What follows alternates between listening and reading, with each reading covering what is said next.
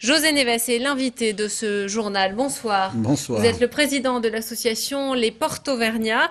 Nous avions suivi il y a quelques semaines la mobilisation de la communauté portugaise à l'initiative de l'association que vous présidez. Mobilisation pour défendre le vice-consulat du Portugal à Clermont, menacé de fermeture mi-janvier. Alors où en est-on? La fermeture est-elle entérinée, José Neves? Et elle est entérinée, donc elle est prévue pour le 13 janvier, Oui. comme je l'ai annoncé il n'y a pas longtemps à la presse. J'avais été quand vous êtes venu devant le consulat parce que fermer le consulat c'était pas pensable, donc Oui. c'est pour ça qu'on s'était mobilisé.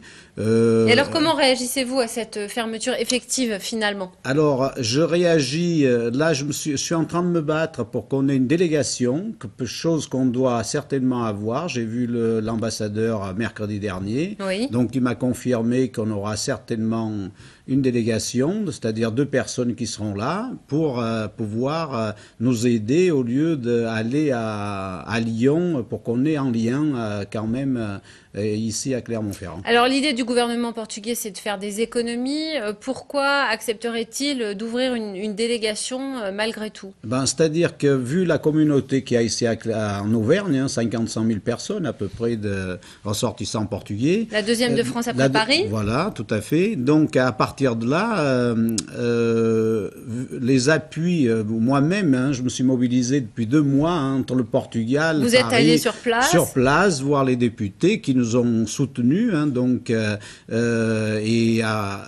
Après toutes ces demandes, eh ben, comme ils nous ont dit, il y a des restrictions.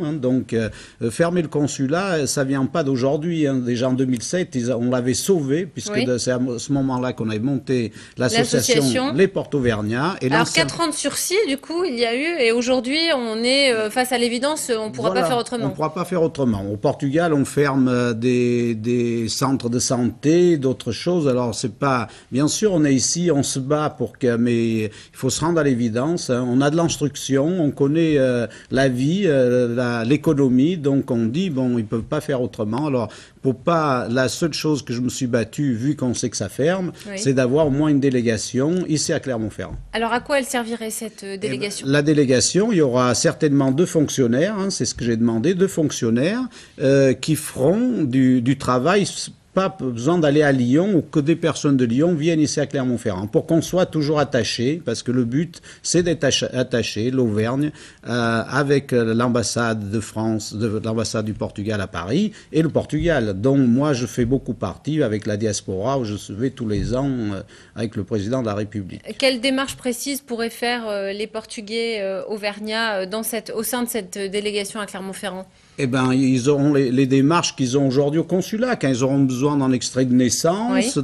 de refaire faire la carte d'identité. Une carte d'identité, c'est comme ici aller à la préfecture, il faut du temps pour la faire. Donc, eh ben là, ça sera pareil. On prendra les photos, on enverra ça à Lisbonne, et un mois après, on aura, comme on l'a en ce moment. Donc il y a l'utilité pratique et puis il y a le côté aussi symbolique des choses. Symbolique. Là, quand même, c'est un peu symbolique parce que Clermont-Ferrand, tout le monde connaît. Dans le gouvernement, vous savez, même aujourd'hui, on est tous du Nord, la plupart des gens sont du Nord du Portugal, et les gens, j'ai des amis encore l'autre jour qui sont allés passer Noël, et en revenant, ils m'ont dit, ben dites donc, on entend parler de Clermont, parce que Clermont, c'est quand même, c'est historique, c'est vraiment ici, on a été le plus adapté, donc on est venu en masse l'immigration dans les années 70, oui.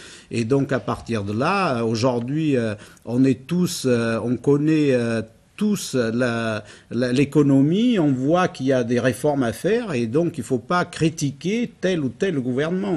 Il y a des réformes, donc il faut les accepter. Donc moi j'étais contre, comme c'était pas la peine d'aller défiler devant la préfecture. Il y en a qui profitent de ça pour se faire voir. Moi, c'était pas du tout le cas. Je travaillais en sous-marin, c'est ce que j'ai fait et j'y suis arrivé. Donc Merci. voilà.